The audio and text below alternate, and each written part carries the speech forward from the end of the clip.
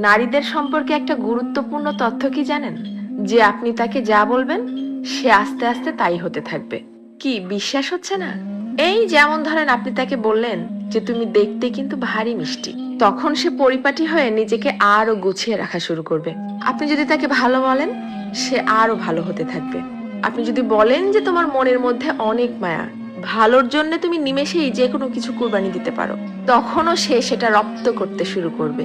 কিন্তু যখনই আপনি তার খুঁত ধরা শুরু করবেন, তার ছোট ছোট ভুলগুলোকে বড় বানিয়ে তাকে সবার সামনে অপমান করে ছোট করবেন, সে এটা পারে না, সে ওটা করে না, সে একজন বেয়াদব, সে একজন অসভ্য, মুখে মুখে তর্ক করে, সে একজন মারাত্মক রাগী তেজি জিদ্দি মহিলা, এ ধরনের কথাগুলো যখন তাকে কষ্ট দিয়ে বলবেন, সে কিন্তু আস্তে আস্তে তাই হতে থাকবে। কারণ তখন সে ইতোমধ্যেই জেনে গেছে যে আমার আর ভালো কিছু প্রকাশ করার মতো কিছু নেই।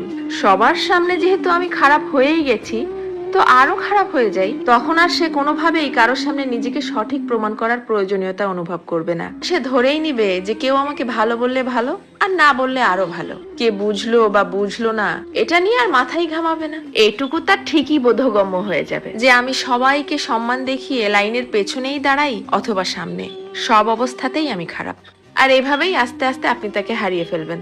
আর একজন নারী কখনোই একদিনে বা একটা কারণে নিজেকে সরিয়ে নেয় না, এর পেছনে থাকে কোটি কোটি কারণ। এজন্যই কথায় আছে না যে কথাতেই জয় আবার কথাতেই ক্ষয়। কারো ভুল ধরিয়ে দিতে হয় একান্তে, সবার গোপনে। আর কারো প্রশংসা করতে হয় তাকে সামনে রেখেই সবার সামনে।